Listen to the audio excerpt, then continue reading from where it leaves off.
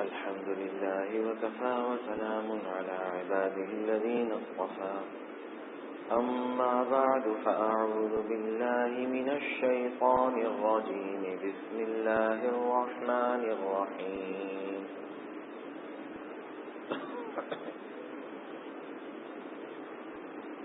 إن الله يأمركم أن تؤدوا الأمانات إلى أهلها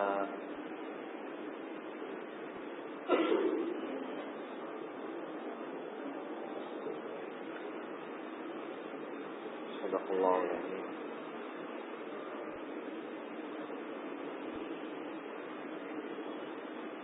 اس بارے میں بات کی جا رہی تھی کہ مالی حقوق جو لوگوں کے ہمارے اوپر عائد ہوتے ہیں یا مالی معاملات میں کوتاہی،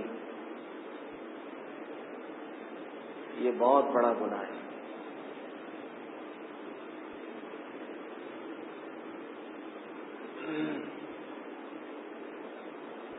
اور اس سے نمازوں کا، روزوں کا، تلاوت اور ذکر، اس کے تمام انوارات اس سے ضائع ہو جاتے ہیں مالی کوتاہیاں کرنے سے.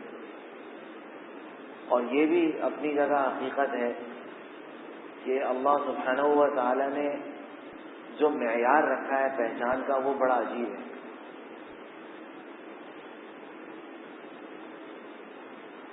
اگر کثرت عبادت کو معیار بنایا جاتا تو بہت سے لوگ ہیں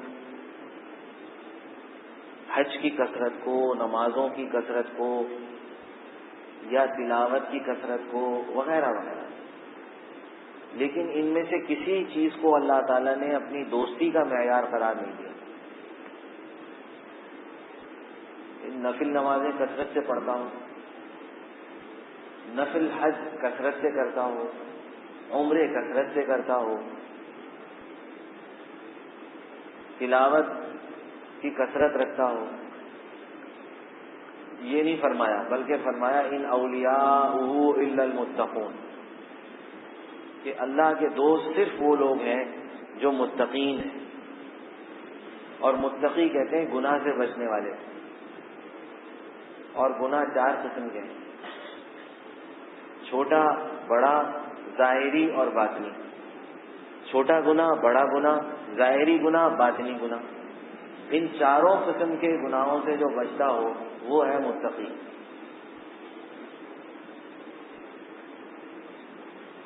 تو اللہ تعالیٰ نے یوں نہیں فرمایا ان اولیاء الا المتعجدون، ان اولیاء الا الحاجون، جو اللہ کے دوست نہیں ہیں مگر وہ جو حج کر بہت کثرت سے کرتے ہیں یا جو تہجد کثرت سے پڑھتے ہیں.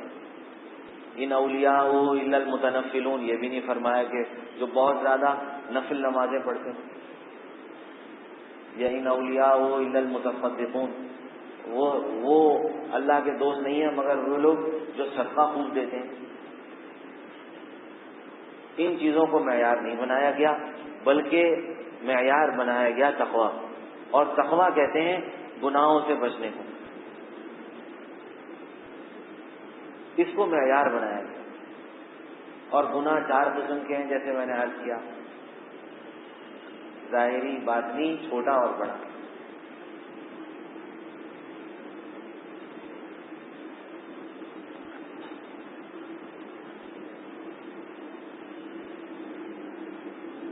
روایات میں آتا ہے سرور عالم سید الانبیاء صلی اللہ تعالی علیہ وسلم نے فرمایا کہ قیامت کے دن ایک شخص بہت سے اعمال لے کر حاضر ہوگا. اس کے اعمال نامے میں اعمال ایسا نہیں ہے کہ کم ہوں گے یا ہوں گے ہی نہیں، بہت ہوں گے.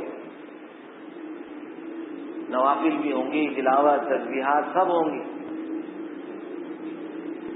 مگر فرمایا کہ کسی کو گالی دی ہوگی، کسی کا حق مارا ہوگا، کسی کو نقصان پہنچایا ہوگا، تو وہ حق والے آتے رہیں گے اور اس دن کی کرنسی اس دن جو بدلہ دیا جائے گا وہ دیا جائے گا نیکیوں سے. تو اس کے اعمال نامے سے نیکیاں ان کے نامہ اعمال میں ڈال دی جائیں گی، ان کو دے دی جائیں گی، حقداروں کو. یہاں تک کہ ایک موقع ایسا آئے گا، حضور صلی اللہ تعالی علیہ وسلم نے فرمایا کہ اس کی ساری نیکیاں ختم ہو جائیں گی اور حقدار پھر بھی باقی رہیں گے.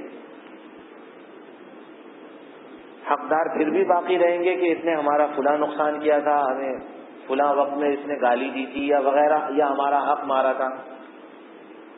حقدار پھر بھی باقی رہیں گے. تو پھر ان حقداروں کی برائیاں، ان کے گناہ اس کے نامہ اعمال میں ڈالے جائیں گے. ان کے گناہ اس کے نامہ اعمال میں، نیکیاں تو ختم ہو گئی، اب ان لوگوں کے گناہ حقداروں کے اس کے نامہ اعمال میں منتقل ہو رہے ہیں. یہاں تک کہ یہ کثرت سے نیکیاں لے کر آنے والا اور اعمال لے کر آنے والا، یہ ڈھیر سارے گناہوں کے ساتھ جہنم میں ڈالا جائے گا.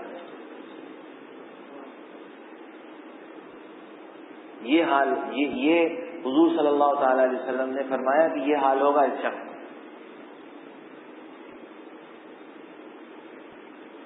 اس لیے اس میں تو ہم یہیں پر معاف کرا لیں، یا تو حق دیں ان کا یا معاف کرائیں.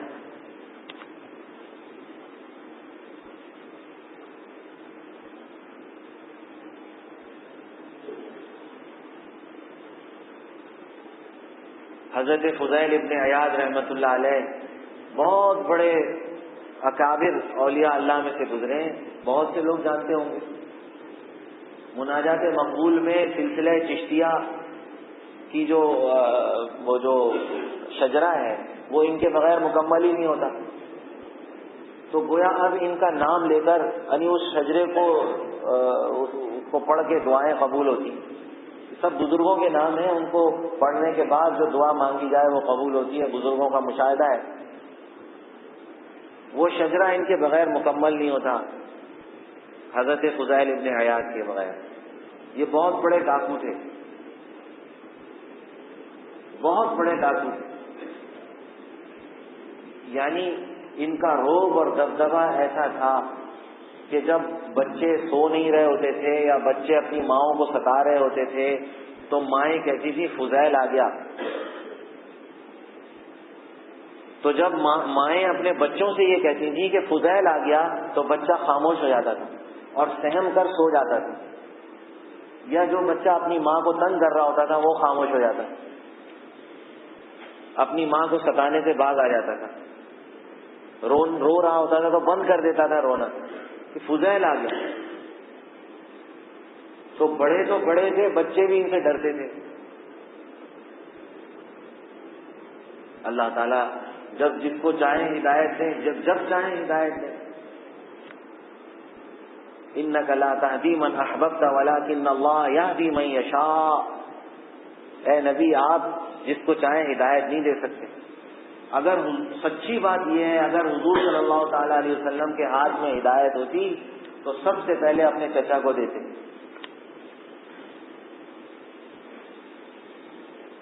اور اس سے ایک بات یہ بھی ثابت ہوئی کہ توجہ کوئی چیز نہیں ہے. توجہ اپنی جگہ اس کی اہمیت ہے، میں یہ نہیں کہہ رہا کوئی چیز نہیں ہے تو غلط ہے، لیکن اہمیت ہے اپنی جگہ. لیکن دعا کے مقابلے میں توجہ کا مقام بہت کم ہے. دیکھیے حضور صلی اللہ تعالی علیہ وسلم کو منع کر دیا گیا تھا دعا نہ کریں.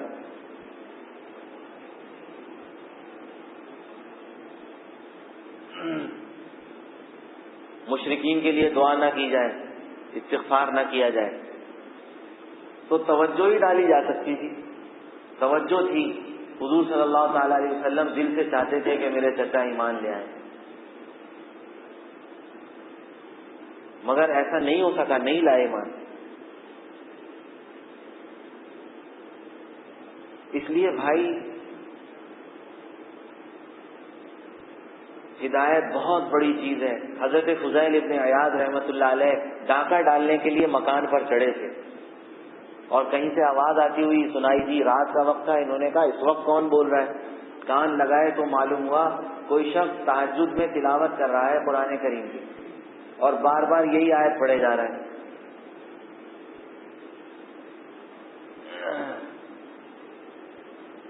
الم یأن للذین آمنوا ان تخشع قلوبهم لذکر اللہ وما نزل من الحق. بس یہ آیت دہرا رہا ہے کہ کیا ابھی وہ وقت نہیں آیا کہ ایمان والوں کے دل پسیج جائیں اس چیز کے لیے جو اللہ تعالیٰ کی طرف سے نازل ہوئی ہے, اللہ کے ذکر کے لیے, وما نزل من الحق, اور جو اللہ تعالیٰ کی طرف سے نازل ہوئی ہے. تو وہ بس یہ وقت تھا ہدایت کا. ہدایت کا ایک وقت مقرر ہوتا ہے,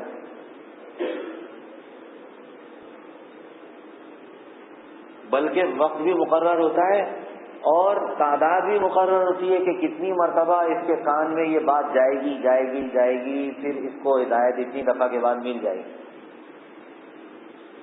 اس لیے تو کہتے ہیں کہ اہل اللہ کی مجالس میں آنا چاہیے, آتے رہنا چاہیے. نہ جانے کون سا وقت ہو جو ہماری زندگی کے بدلنے کا وقت. مولانا شبیر احمد تھانوی رحمۃ اللہ عثمانی رحمۃ اللہ علیہ نے یہ بات سنی حکیم الامت سے, مولانا اشرف علی صاحب تھانوی رحمۃ اللہ علیہ, کہ تعداد بھی اللہ کے ہاں مقرر ہوتی ہے. اتنی دفعہ اس کے کان میں یہ بات پڑے گی, وہ عدد پورا ہوگا تو اس کو ہدایت مل جائے گی. تو انہوں نے ایک شخص کو جو سگریٹ پیتا تھا اس کو منع کرنا شروع کیا, اور لکھتے بھی گئے اتنی دفعہ, یہاں تک کہ 100 کا عدد پورا ہوا. 100 دفعہ منع کیا, بھائی یہ بری چیز ہوتی ہے, یہ مت پیا کرو. 101 مرتبہ کا عدد جب پورا ہو گیا نا, 101 کا عدد, پھر اللہ نے اس شخص کو ہدایت دے دی اور وہ اس نے سگریٹ چھوڑ دی. 101 مرتبہ کہنا پڑا, مگر اثر ہو گیا. بھائی قطرہ گرتا رہے نا اوپر سے, نیچے چٹان ہو, پہاڑ کے اوپر سے قطرہ گر رہا ہو تو وہ قطرہ نشان ڈال دیتا ہے چٹان کے اوپر.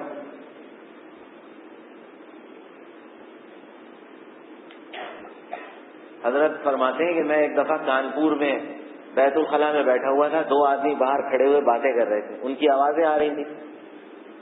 تو ایک شخص کہنے لگا دوسرے سے کہ میرا ایک دوست ہے, اس کو میں نماز کے لیے کہتا رہا, اس نے نماز شروع ہی نہیں کی. بہت دفعہ میں نے کہا بھائی انگلیاں نہ چٹکائیں. بہت دفعہ میں نے بہت کوشش کی, بہت دفعہ اس سے کہا, مگر اس نے نماز شروع نہیں کی, تو میں نے اس کو کہنا چھوڑ دیا. تو حضرت نے فرمایا کہ میں سن رہا تھا, اندر آواز آ رہی تھی, تو دوسرے آدمی نے جواب دیا کہ واہ بھائی, وہ تو بری چیز سے باز نہیں آیا, تم نے اچھی چیز چھوڑ دی. وہ تو نماز نہیں پڑھتا تھا, وہ باز نہیں آیا, نماز بے نمازی پن وہ جاری رہا اس کا, اور تم نے ایک اچھا کام جو تم کرتے تھے اس کو نماز کی دعوت دینے کا, وہ تم نے چھوڑ دیا. فرمایا یہ جواب مجھے بہت پسند آیا.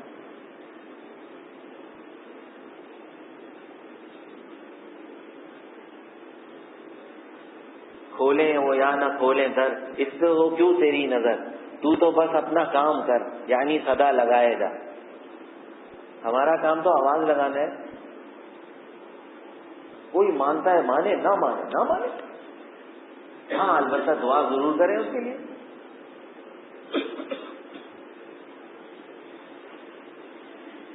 تو فضیل ابن عیاض رحمۃ اللہ علیہ کی ہدایت کا وقت تھا. الم یأن للذین آمنوا ان تخشع قلوبهم لذکر اللہ وما نزل من الحق. یہ آیت ان کے دل پہ جا کے لگی, وہ ہدایت کا وقت آ گیا. تو فرمایا کہ بلا یا رب قد آن, یہ کہتے ہوئے وہاں سے نیچے اترے کہ بے شک اے اللہ وہ وقت آ گیا ہے. اور وہ نیچے سب ڈاکو کھڑے ہوئے تھے انتظار میں کہ بہت سا مال لے کے آئیں گے, وہ تو خالی ہاتھ آ رہے ہیں. تو انہوں نے کہا بھائی کیا ہوا, کچھ ملا نہیں؟ تو وہ کہنے لگے کہ میں نے توبہ کر لی ہے, میں اوپر سے توبہ کر کے اترا ہوں, اب میرا اور تمہارا راستہ الگ ہے, تمہاری مرضی ہے, میرے ساتھ رہنا چاہو ٹھیک ہے, نہیں رہنا چاہو تو تمہارا راستہ اور میرا الگ ہے. چسکا لگا ہے جام کا, شغل ہے صبح و شام کا, اب میں تمہارے کام کا ہم نفس و رہا نہیں.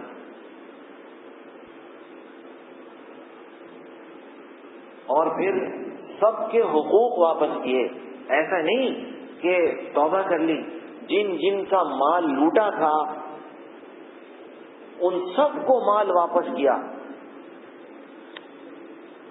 جو بات بتانے کی ہے وہ یہ ہے، خالی توبہ کرنا تھوڑی کافی ہے. جس کا مال دبایا ہو، کسی وقت مال چھینا ہو، لیا ہو، ناحق لے لیا ہو، وہ مال واپس کیا جائے تب توبہ قبول ہوگی. تو وہ مال واپس کیا سب کو.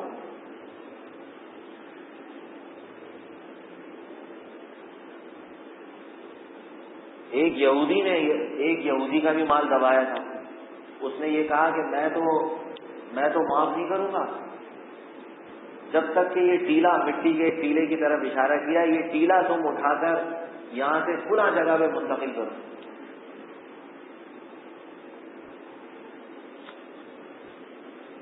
تو توبہ کرنے کے بعد التائب حبیب اللہ، توبہ کرنے والا حضور صلی اللہ تعالی علیہ وسلم فرما رہے ہیں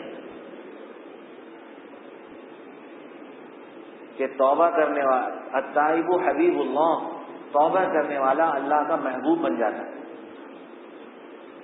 یعنی توبہ ایسا عمل ہے کہ بندے سے اللہ تعالیٰ کو محبت ہو جاتی ہے. اللہ تعالیٰ بندے سے محبت کرنے لگتے ہیں.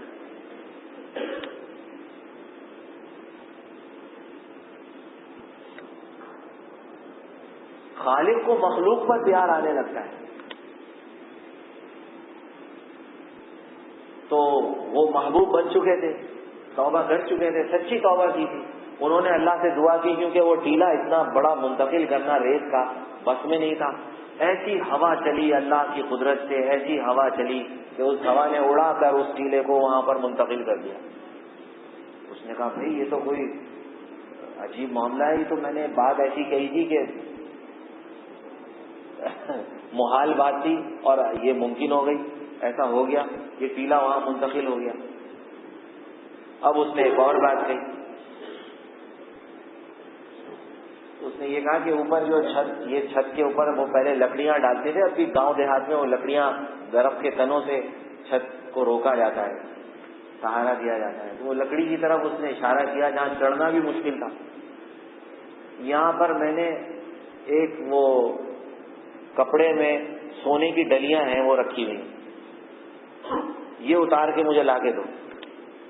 اور سونے کی ڈلیاں نہیں تھی، وہ اس نے خود ہی مٹی کے ڈھیلے رکھے تھے، اور اس لیے رکھے تھے کہ میں کہوں گا یہ اتاریں گے، میں کہوں گا کہ واہ بھائی میں نے تو سونا رکھا تھا، تم نے جا کے اتارا، تمہاری نحوست سے یہ مٹی کے ڈھیلے بن گئے. رکھے اس نے مٹی کے ڈھیلے ہی تھے، اور ان سے یہ کہہ رہا ہے کہ میں نے یہ سونے کی ڈلیاں رکھی ہیں یہاں، تم اتار کے مجھے لا کے دو. اب وہ چڑھنا بہت مشکل کام تھا، بہت مشکل سے چڑھے کسی نہ کسی طرح، وہاں تک رسائی ہوئی، اور پھر وہ جو کپڑا رکھا ہوا تھا وہ لا کے دیا. اور جب اس نے کھولا تو اس میں سونے کی ڈلیاں تھیں. اب اس نے کہا اب معاملہ واقعی کچھ اور معاملہ ہے. تو اس نے کہا اشہد ان لا الہ الا اللہ واشہد ان محمد رسول اللہ، میں ایمان لاتا ہوں.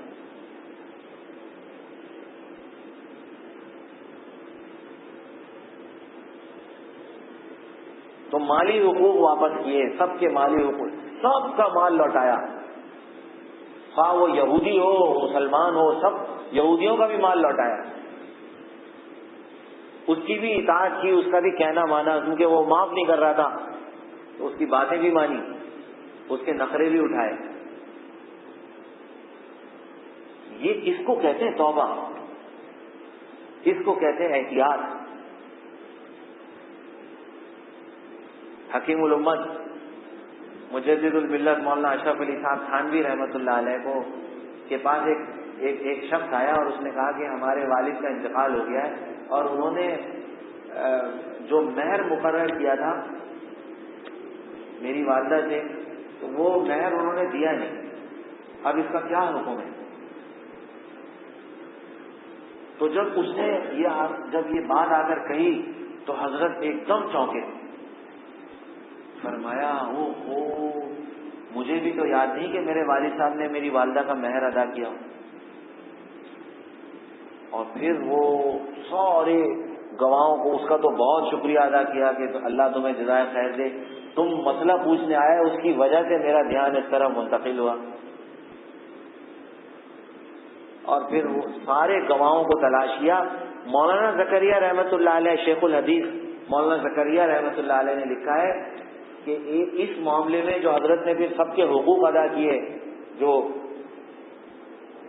اہل حقوق تھے، یعنی وہ والدہ کا تو انتقال ہو چکا تھا، والدہ کے جو رشتہ دار تھے، جو ان کے ورثہ تھے، ان کو تلاش کیا. وہ بعض ان میں سے دوسرے ممالک میں بھی تھے، ان کو بھی تلاش کیا، ان تک رسائی ہوئی، دوسروں کو بھیجا گیا، خط لکھے گئے. مولانا زکریا رحمۃ اللہ علیہ فرماتے ہیں سہارنپور میں بھی کچھ رشتہ دار تھے حضرت کے، تو ان تک پیسے پہنچانے کا ذریعہ میں بنا. حضرت نے مجھے حکم فرمایا تھا کہ ان تک پہنچا دیں، تو میں نے پہنچایا وہاں. اس طرح ایک ایک کو تلاش کر کے بڑی مشکل میں 2 سال کا اس میں عرصہ لگا، مگر سارے اہل حقوق کو ان کا حق پہنچایا اور تب کہیں جا کے اطمینان ہوا.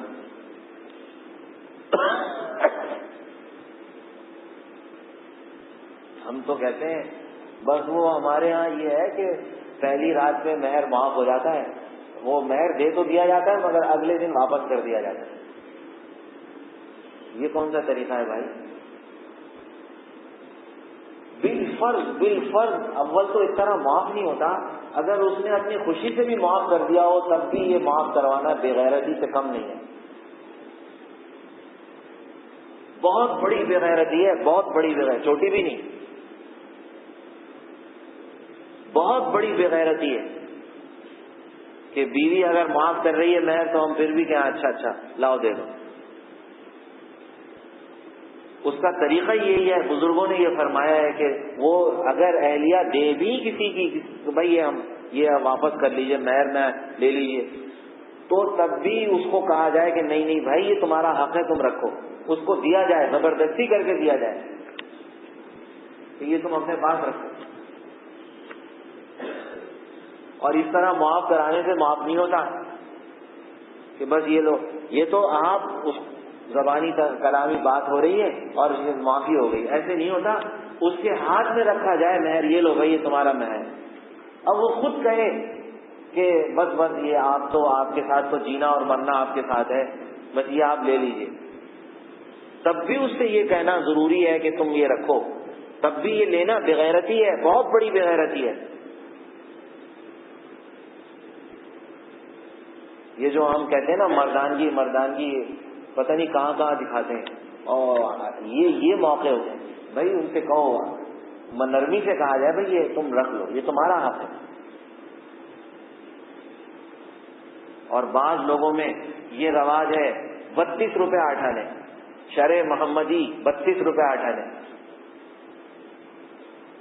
ایک جگہ جانا ہوا نکاح میں، انہوں نے کہا یہ 32 روپے آٹھانے نکاح ہے، یہ ہم نے مہر مقرر کیا ہے. میں نے کہا بھائی مجھے تو پتہ نہیں یہ کہاں ہے، کون سی، کہنے لگے شرع محمدی کہلاتا ہے. میں نے کہا بھائی مجھے تو علم نہیں کون سی شرع محمدی ہے.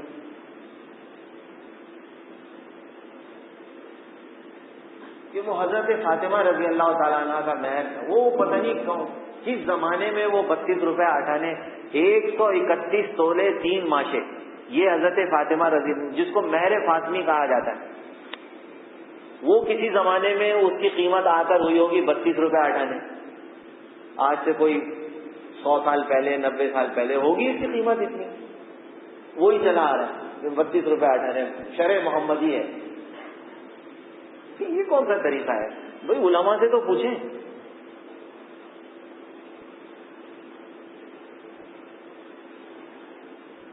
اور بعض جگہوں پر یہ ہے 5000، ایک جگہ جانا ہوا 5000 روپے مہر. میں نے کہا میں معذرت چاہتا ہوں، میں یہ نکاح نہیں پڑھا سکتا.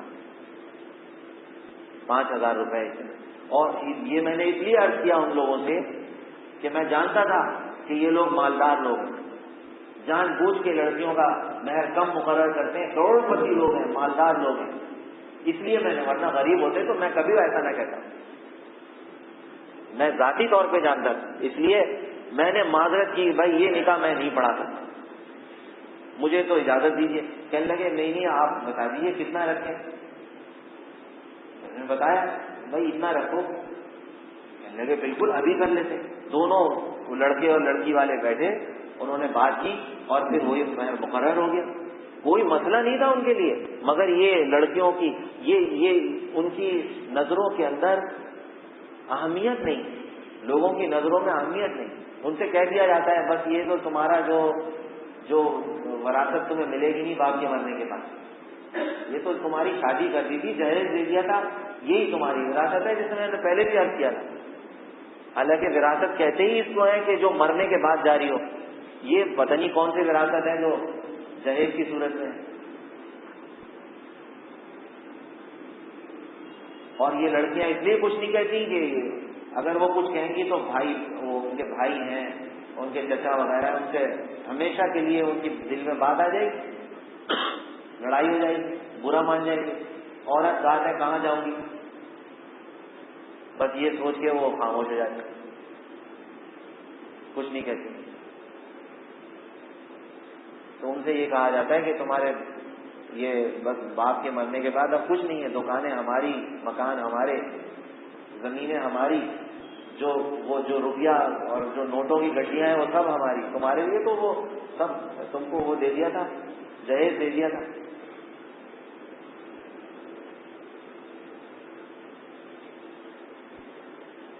میں آپ سے کیا عرض کروں, وراثت کا جو معاملہ ہے نا, اللہ سبحانہ و تعالی نے وراثت کے معاملے میں لڑکیوں کو معیار بنایا ہے. یہ فرمایا ہے یوصیکم اللہ فی اولادکم للذکر مثل حظ الانثیین.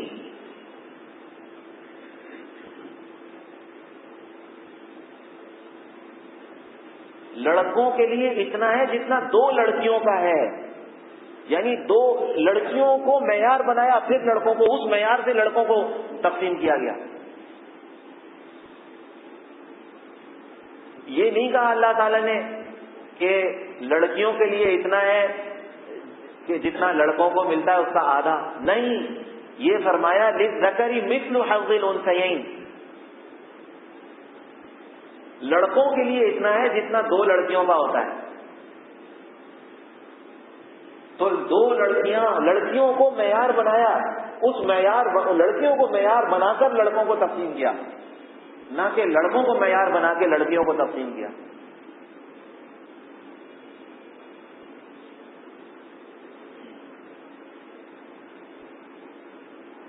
اچھا یہ بات بتائیے, حضور صلی اللہ تعالی علیہ وسلم سے بڑھ کے کوئی محبوب ہے اللہ تعالیٰ کو؟ کوئی بھی نہیں. آپ سے بڑھ کے تو کوئی نبی بھی اللہ کو محبوب نہیں. تو محبوب کے لیے اچھی چیز, اگر محبوب کو کوئی چیز دینی ہو تو اچھی چیز کا انتخاب ہوتا ہے یا گھٹیا چیز کا؟ کیوں بھائی بولیے, اچھی چیز کا. اللہ سبحانہ و تعالی نے اپنے نبی کو جو سب سے محبوب ہیں ان کو 4 بیٹیاں دی, جو لڑکے دیے وہ واپس لے لیے. لڑکے بھی دیے مگر لڑکوں کو واپس لے لیا, بچپن میں ان کا انتقال ہو گیا ان لڑکوں کا. 4 لڑکیاں اللہ تعالیٰ نے عطا فرمائی. اگر لڑکیاں بری چیز ہوتی تو اللہ اپنے نبی کو دیتے. اچھا اور سنیے, قرآن کریم میں آتا ہے اولاد کا جہاں اللہ تعالیٰ ذکر فرماتے ہیں وَلِلَّهِ مُلْكُ السَّمَاوَاتِ وَالْأَرْضِ يَخْلُقُ مَا يَشَاءُ يَهَبُ لِمَن يَشَاءُ إِنَاثًا وَيَهَبُ لِمَن يَشَاءُ الذُّكُورَ أَوْ يُزَوِّجُهُمْ ذُكْرَانًا وَإِنَاثًا وَيَجْعَلُ مَن يَشَاءُ عَقِيمًا.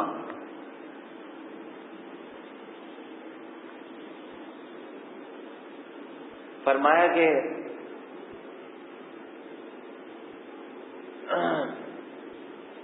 جس کو اللہ چاہتے ہیں لڑکیاں دیتے ہیں اور جس کو اللہ چاہتے ہیں لڑکے دیتے ہیں, اور جس کو اللہ چاہتے ہیں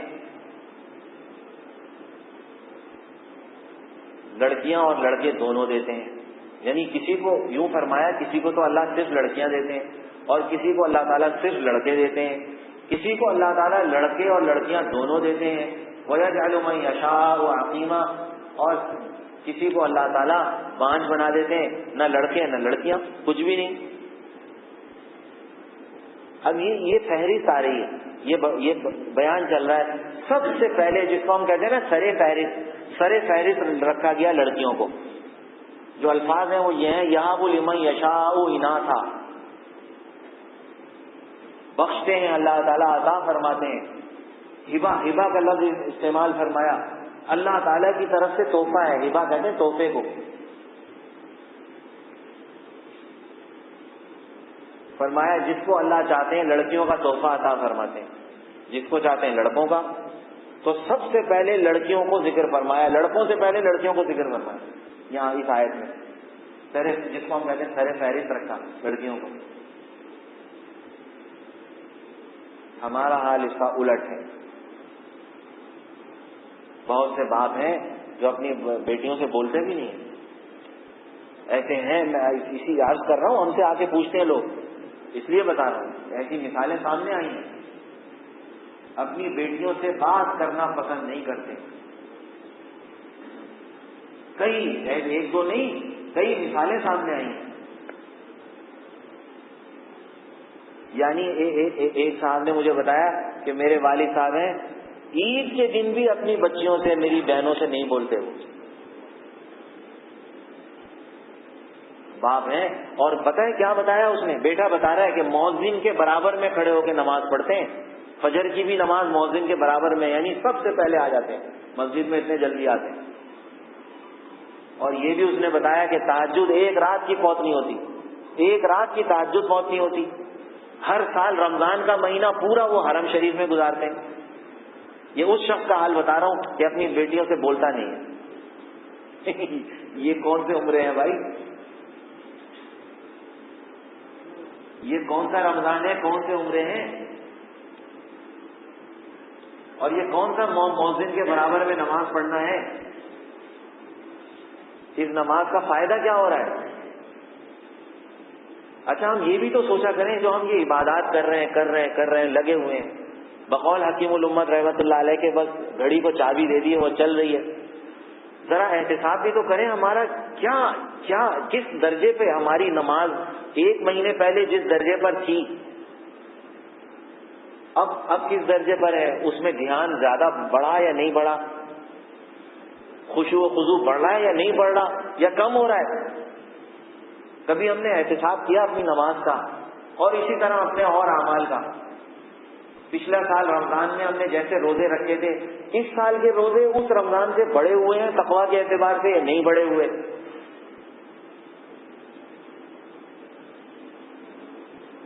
ان تمام چیزوں میں احتساب. وَلْتَنْظُرْ نَفْسٌ مَا قَدَّمَتْ لِغَدٍ. اللہ فرما رہے، ارے غور تو کیا کرو کہ تم آگے کے لیے کیا بھیج رہے ہو، کیا تیار کر رہے ہو. بس ایک روٹین چل رہا ہے، روٹین بس چل رہا ہے وہ. اور بڑے خوش ہیں ہم لوگ، ہاں ہم نماز پڑھتے ہیں بھائی، 5 وقت کی نماز پڑھتے ہیں، عیدین کی نماز پڑھتے ہیں، رمضان کے ہم روزے رکھ لیتے ہیں، بڑے خوش ہیں. ایسے لوگوں تو کم سے کم ان تاجروں سے ہی سبق حاصل کرنا چاہیے، جو سارے سال کا اپنا وہ چٹھا نکالتے ہیں کہ ہاں بھائی کتنا ہوا، پچھلے سال کتنا تھا، اس سال اس مہینے میں ہماری کتنی آمدنی تھی، اور پچھلے سال اسی مہینے میں کتنی کمائی ہوئی تھی، اور مہینوں کے حساب سے چلتے ہیں وہ، اور حساب لگاتے رہتے ہیں. اور اس سے ان کو پتہ چلتا ہے ہمارا کاروبار ترقی کر رہا ہے یا نقصان میں جا رہا ہے. حضرت مفتی شفیع صاحب رحمۃ اللہ علیہ کے پاس ایک شخص، ایک تاجر آیا کرتا تھا. ہمیشہ آ کے اس کا ایک ہی بات ہوتی تھی، حضرت بڑا نقصان ہو گیا، دعا فرما دیں. بعض اوقات وہ کہہ بھی دیتا تھا اتنے لاکھ کا نقصان ہو گیا، اتنے لاکھ کا ہو گیا. وہ اگلی دفعہ آیا پھر بتاتا تھا اتنے ہزار کا، اتنے لاکھ کا نقصان ہو گیا، حضرت دعا فرما دیجیے.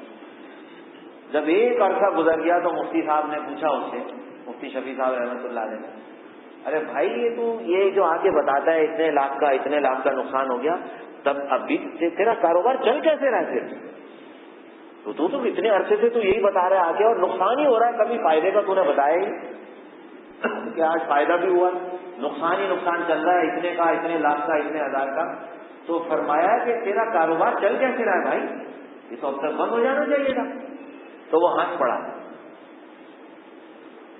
اور ہنس کے کہنے لگا مفتی صاحب آپ سمجھے نہیں میں نقصان کیا رہا ہوں, نقصان سے میری مراد کیا ہے. حضرت نے فرمایا کیا مراد ہے بھائی تیری؟ تو اس نے یہ بتایا کہ جیسے میں سودا کرتا ہوں نا, مثال کے طور پہ 25 لاکھ کا سامان خریدا, اب اس 25 لاکھ پہ نفع ہونا چاہیے 30 لاکھ کا, یعنی 5 لاکھ کا نفع ہونا چاہیے تو 30 لاکھ آنے چاہیے. 25 لاکھ کا سامان اور 5 لاکھ نفے کے تو 30 لاکھ, یہ میں مثال کے طور پہ عرض کر رہا ہوں. اور وہ نفع ہوا یعنی 27.5 لاکھ کا, یعنی 2.5 لاکھ کا نفع ہوا. تو یہ جو 2.5 لاکھ کم ملے نا, نفع کم ہوا ہے, یہ 2.5 لاکھ نقصان کے. یہ میں بتاتا ہوں, یہ ہے مسئلہ. یعنی یہ 5 لاکھ کے نفے کی توقع تھی اور وہ نفع ہوا 3 لاکھ, تو اب 2 لاکھ کا نقصان ہے. یہ ہے 2 لاکھ کا نفع. یہ میں بتاتا ہوں آپ. حضرت نے فرمایا او یہ بات ہے. تو بھائی میں عرض کر رہا ہوں اللہ کے واسطے ہم تو ان تاجروں سے ہی سبق سیکھیں.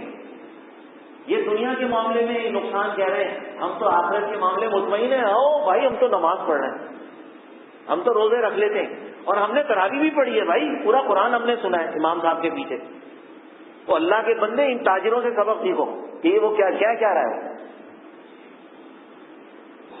اگر آپ نے یہ ہدف, اول تو ہدف مقرر ہی نہیں کرتے کہ اس رمضان میں ہم چلیے 3 قرآن ختم کریں گے.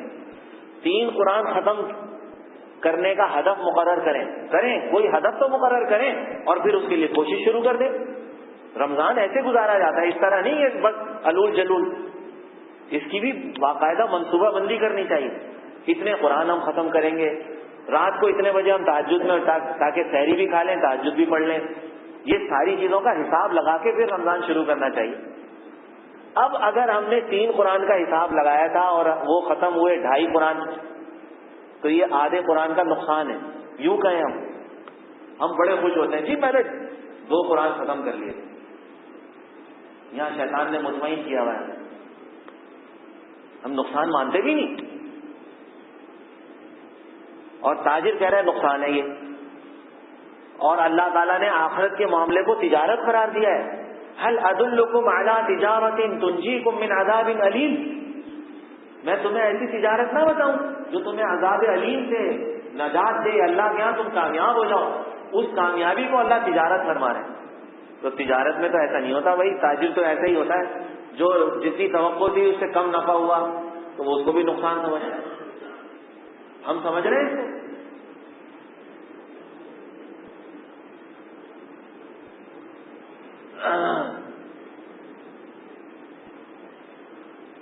تو یہ لڑکیوں کا, عورتوں کا معاملہ ہے.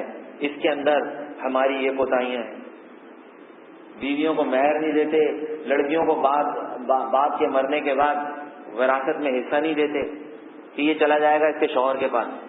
وہ بھائی جائے اس کے شوہر کہیں بھی جائے, آپ کو کیا, وہ آپ کا تھوڑی ہے.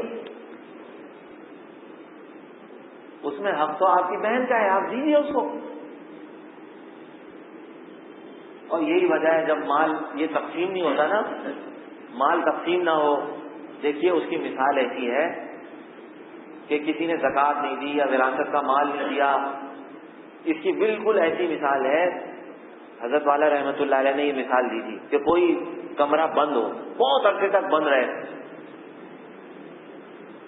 پھر اس کے اندر جب اس کمرے کو کھولا جائے تو بجائے اس کے کہ تھوڑی دیر ہوا آر پار ہو جائے, اس کا انتظار کیے بغیر کوئی اندر چلا جائے, تو اس کے اندر جو برسوں سے جو ہوا اس کے اندر قید ہے, مقید ہے, وہ جب پھیپھڑوں میں جائے گی ہوا نقصان پہنچاتی ہے, بیماری لاتی ہے. تو فرمایا یہ مال کی مثال بھی یہی ہے. مال روک کے رکھا ہوا ہے, دوسروں کا مال ہتھیار ہے, اپنے پاس روکا ہوا ہے. یہ مال روکا رہنے سے یہ مال جب کھایا جائے گا نا, وہ تو حق تو دوسروں کا ہے اس میں. اب یہ مال اسی مال کو کھا رہے ہیں, یہ مال بیماریاں لاتا ہے. اس مال سے ٹینشن پیدا ہوتی ہے, ڈپریشن پیدا ہوتا ہے, اور اس مال کو کھا کر گناہ کرنے کو جی چاہتا ہے, بلکہ گناہ پر قوت حاصل ہوتی ہے. حضور نے پناہ مانگی ہے ایسے مال. اللہم انی اعوذ بک من نعم التي تقویت بها علی معصیتک. صلی اللہ تعالی علیہ وسلم. حضور فرماتے ہیں میں ایسی نعمتوں سے پناہ چاہتا ہوں جن کو کھا کر آپ کی نافرمانی پہ مجھے قوت حاصل ہو.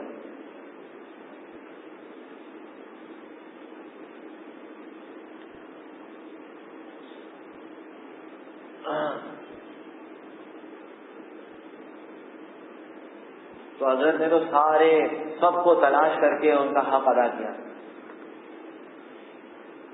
اور بعض لوگ ایسے تھے جن کے حصے میں بہت تھوڑے پیسے آئے اور ان سے بھی حضرت نے فرمایا نہیں بھائی لے لو، تھوڑے ہوں آپ لے لو، میں مطمئن ہو جاؤں گا. انہوں نے بھی لے لیے، لیکن دیے سب کا حق یہیں پہ واپس کر دیا.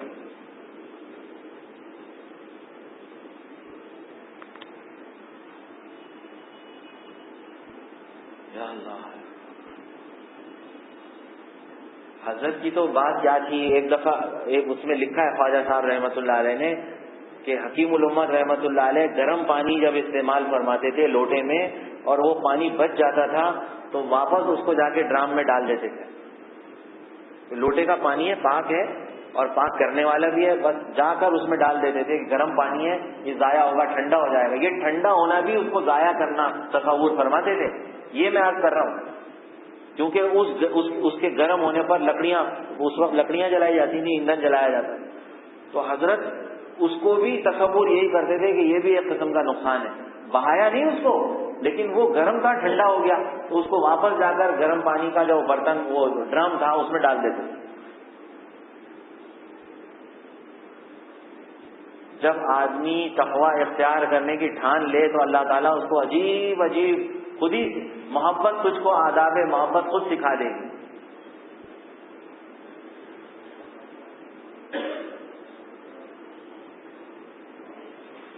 تو وہ خود وہ عجیب انداز سے اللہ تعالیٰ عجیب عجیب طریقے اس کو سجھا دیتے. لیکن پہلے ہم ارادہ تو کریں، پہلے ہم بننے کا ارادہ تو کریں، تقوی حاصل کرنے کا ارادہ تو کریں.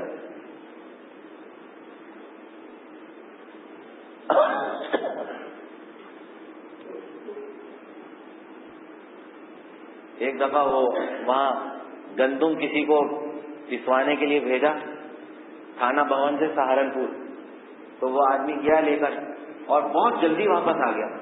حضرت نے فرمایا تھانہ بھون اور سہارنپور میں جو فاصلہ ہے تم تو بڑے جلدی آ گئے، اتنے جلدی تمہیں آنا نہیں چاہیے تھا، کیسے تم اتنے جلدی آ گئے؟ تو وہ خادم نے، اس آدمی نے جواب دیا کہ حضرت بات یہ ہوئی کہ میں جب وہاں پہنچا گندم پسوانے کے لیے تو رات ہو گئی تھی. جب ان کو میں نے بتایا کہ مجھے تو تھانہ بھون واپس جانا ہے سہارنپور سے، تو انہوں نے یہ کیا کہ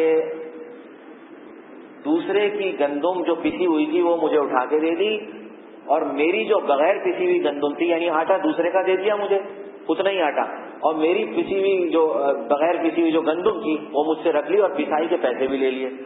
فرمایا خالص سود کا معاملہ ہے.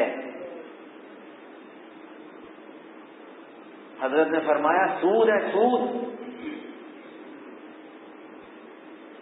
اور فرمایا اس گندم کو کھانا بھی ناجائز ہے. یہ کیسے ہوا؟ دوسرے کی گندم کیوں دی انہوں نے؟ ان کو تو حق نہیں تھا.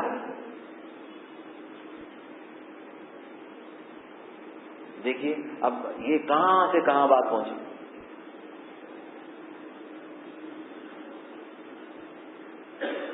پتہ نہیں ہم لوگ وہ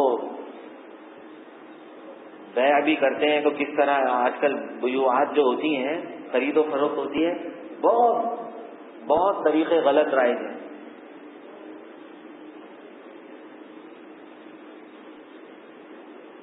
تلوانا ہو تو سامنے تلوایا جائے، ہم کہاں تلواتے ہیں سامنے؟ بعض اوقات تلی ہوئی چیز ہم لے کے آتے ہیں، پہلے سے تلی ہوئی. دودھ والے پہلے سے وہ جو ہے تھیلیاں بنا کے رکھتے ہیں اور پھر ہم وہی لے آتے ہیں. ہمارے سامنے تھوڑی نکال کے رکھا ہے. وہ طریقہ تو یہی ہے، بیع میں تو یہی ہے کہ آپ کے سامنے نکالے ہوں.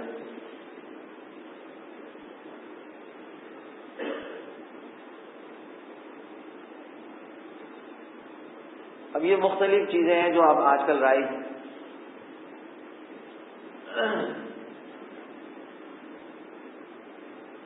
ایک بچی کو جو گھر کی بچی تھی، ربیبہ کی، حضرت تھانوی رحمۃ اللہ علیہ کی جو دوسری شادی ہوئی تھی، ان دوسری بیوی کی جو دوسری پیرانی صاحبہ تھی، ان کی پہلے سے ایک بچی تھی ربیبہ، جن کو حضرت نے پالا تھا. ان کے ہاتھ میں، وہ چھوٹی تھی، حضرت نے ان کے ہاتھ میں گڑیا دیکھی، اور چونکہ حضرت کے طبیعت میں جلال بہت تھا تو تحقیق کے بغیر اس گڑیا کو ان کے ہاتھ سے لیا اور توڑ دیا. بعد میں گھر والوں نے بتایا کہ یہ تو پڑوس کی تھی، آپ نے توڑ دی ہے. یہ ہماری توڑی تھی، ہم نے تھوڑی دلوائی تھی، یہ تو پڑوس کی تھی. تو حضرت نے فرمایا اچھا ایسی بات ہے، تو پھر پیسے بھجوائے، ان پڑوس والوں کو پیسے بھجوائے. اور جب پتہ چلا ایسا ایسا معاملہ ہوا ہے، انہوں نے کہا حضرت ہم نہیں لیں گے، ہماری طرف سے معاف ہے، کوئی مسئلہ نہیں.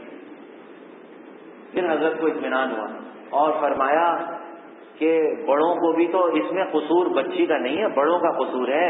اور فرمایا کہ اگر یہ بچے اپنے ہاتھ میں سانپ بچھو لینے لگے تو تب بھی نہیں روکو گے ان کو. اور یہ گناہ کی چیز لی ہوئی ہے تمہارے اوپر، کوئی تمہارے کان میں جو نہیں رہی گئی کہ یہ گڑیا لے رکھی ہے، بت لے رکھا ہے ہاتھ میں، مورتی ہاتھ میں اٹھا رکھی ہے. تو فرمایا سانپ بچھوؤں سے تمہارے بچے کھیل رہے ہو تو کیا کھیلنے دو گے ان کو؟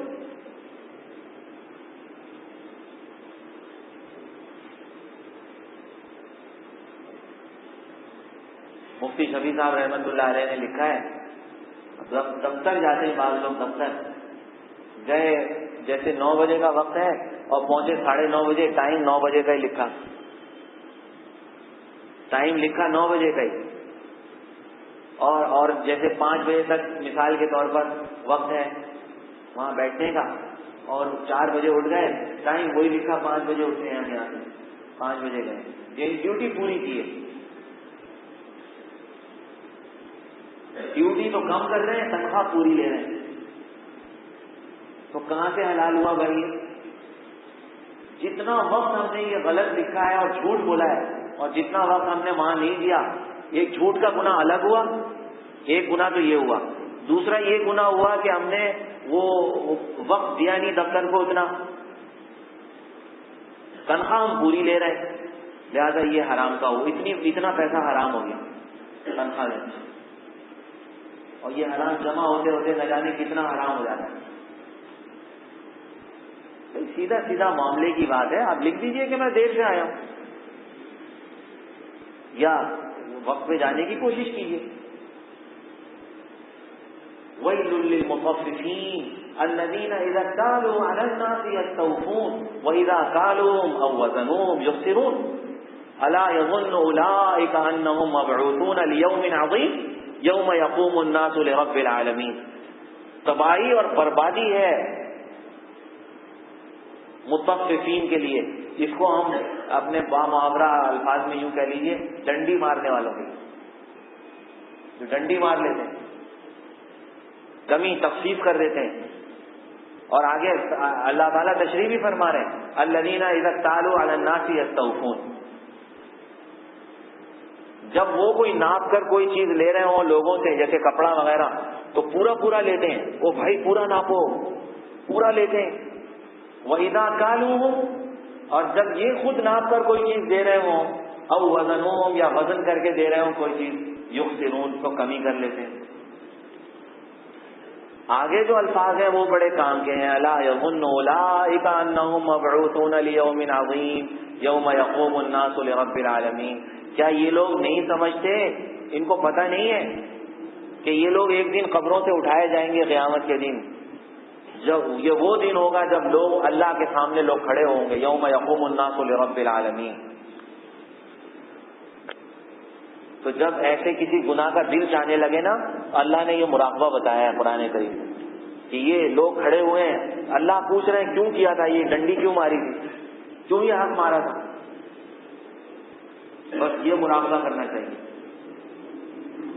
تو دفتر میں دیر سے گئے اور جلدی اٹھ گئے، یا دیر سے گئے اور ٹائم وہی لکھا جو ٹائم شروع کا ہے، بالکل وہی ٹائم لکھ دیا، یہ بھی ڈنڈی مارنا ہے، اسی آیت کے ذیل میں داخل ہے ویل للمطففین.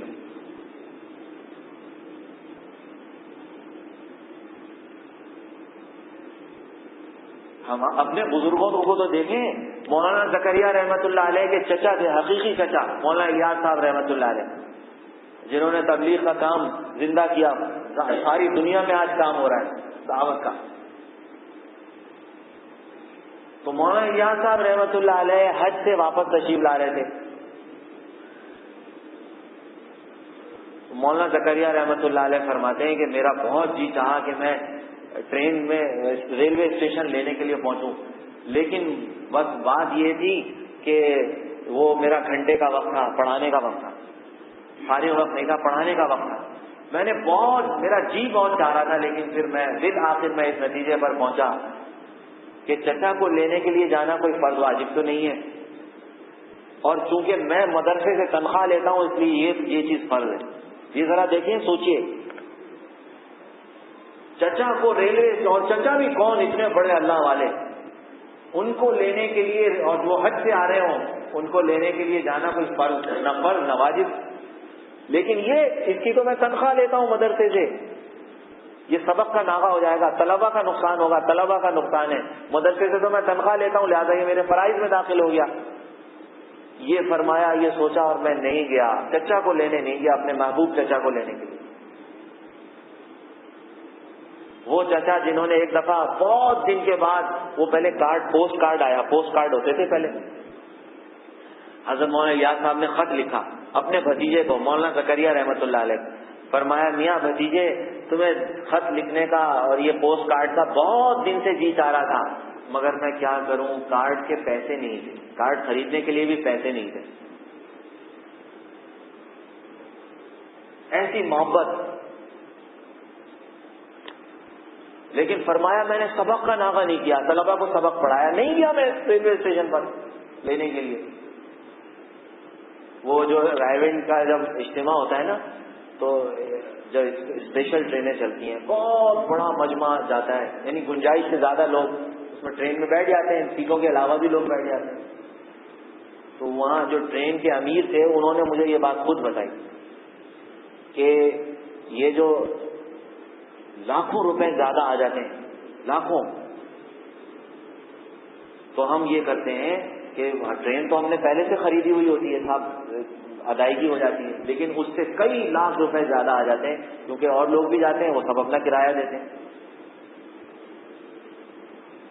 تو انہوں نے یہ بتایا کہ پھر ہم یہ کرتے ہیں کہ ریلوے سے ہم ٹکٹ خریدتے ہیں اتنے ہی پیسوں کے جو زائد پیسے آئے, اور وہ ٹکٹ خرید کے ہم پھاڑتے ہیں تاکہ یہ پیسہ ہمارے پاس نہ رہے, یہ پیسہ پہنچ جائے ریلوے تک. دیکھیے یہ ایمانداری کی بات ہے, معاملے کی بات ہے, احتیاط اسی کو کہتے ہیں.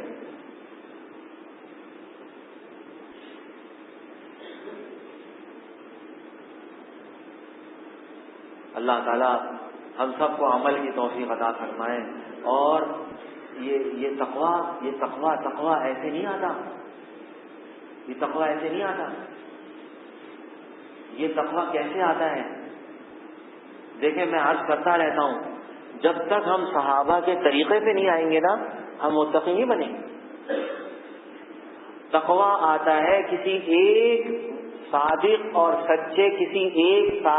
سچے متقی کے ساتھ رہنے سے, اس کی غلامی اختیار کرنے سے. صحابہ نے پہلے ایک فرد واحد کی صحبت اٹھائی, ہوتے حضور صلی اللہ تعالی علیہ وسلم, فرد واحد ہی تھے نا. اس کے بعد حضور صلی اللہ تعالی علیہ وسلم کے رخصت ہونے کے بعد بھی انہوں نے اپنے آپ کو نیک صحبت سے, کسی شیخ کی صحبت سے مستغنی نہیں سمجھا.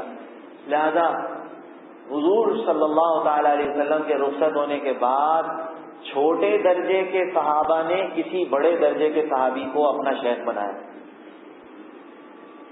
یاد رکھیے گا, یہ بات پوری ذمہ داری سے عرض کر رہا ہوں. جو کہتے ہیں نا کسی اللہ والے کے پاس جانے کی ضرورت نہیں, ان کو چاہیے کہ جو میں اب روایت پیش کر رہا ہوں اس کے خلاف کوئی روایت پیش کر دیں, اس کو رد ہو جائے. تاکہ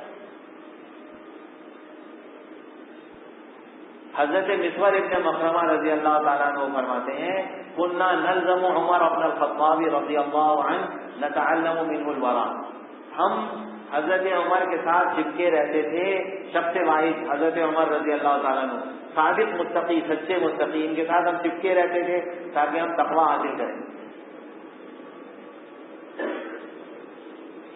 کیوں بھائی؟ کیا صحابہ نے حضور کی صحبت نہیں اٹھا لی تھی؟ وہ کہتے تھے ہم نے تو صحبت اٹھا لی حضور کی. لیکن نہیں، ایسا نہیں ہے. کیا کوئی ڈاکٹر ہمارا فیملی ڈاکٹر ہو جس سے ہم علاج کراتے ہوں وہ انتقال ہو جائے، پھر ہم کہیں ہمیں کوئی کسی ڈاکٹر کے پاس جانے کی ضرورت نہیں، تو ایسا شخص بیوقوف ہے کہ نہیں ہے؟ وہ بھائی وہ انتقال کر گیا تو آپ کسی اور ڈاکٹر کو سوچیں، کسی اور کو دیکھیے. بے شک ویسا نہ ہو، جیسی روح ایسے فرشتے، آپ ڈاکٹر کو دیکھیے، تلاش تو کیجیے. میں تو یہ کہہ رہا ہوں جو کہتے ہیں یہ کسی اللہ والے کے پاس ضرورت نہیں جانے کی، تو ان کو چاہیے کہ یہ جو روایت ہے نا حضرت مسور ابن مخرمہ کی، اس کے خلاف کوئی روایت پیش کریں جس سے یہ روایت ٹوٹ جائے، توڑ ہو جائے اس کا، اور خدا کی قسم نہیں لا سکتے.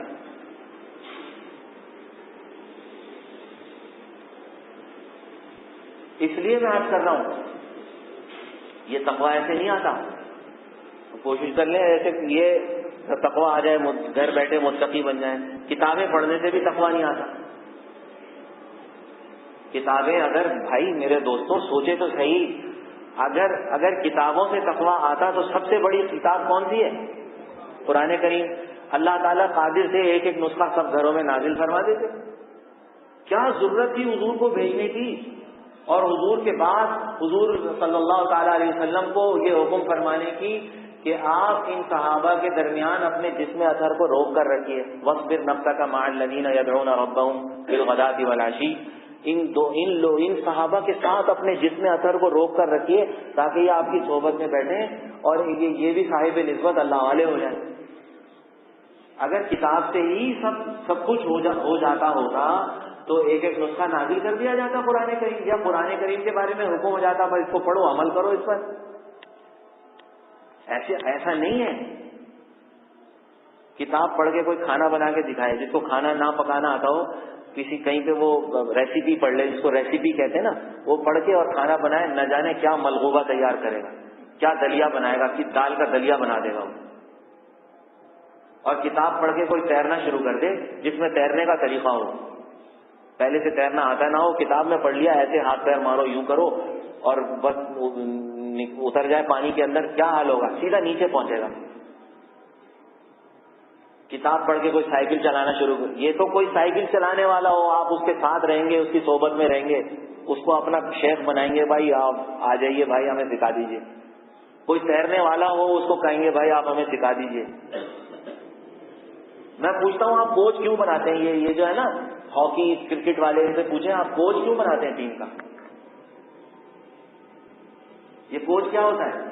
یہ کوچ یہی تو ہوتا ہے جو آپ کو بتاتا ہے کہ بھائی آپ کی یہ خرابی ہے، اس کو دور کیجیے، یہ ہے، ورنہ آپ شکست کھا جائیں گے، آپ حریف کے مقابلے میں کامیاب نہیں ہو سکتے. وہ کوچ بتاتا ہے آپ کو. یہ کوچ ہی تو ہے. یہ تو دنیا اس تھیوری کو دنیا مانتی ہے، لیکن دین کے معاملے میں ہم کھولے ہیں، سمجھ میں نہیں آتا. ہم کہتے ہیں ہمیں سمجھ میں نہیں آ رہا. وہ ساری روایات موجود ہیں، سب کچھ موجود ہے، آیات موجود ہیں، لیکن ہمیں سمجھ میں نہیں آ رہا.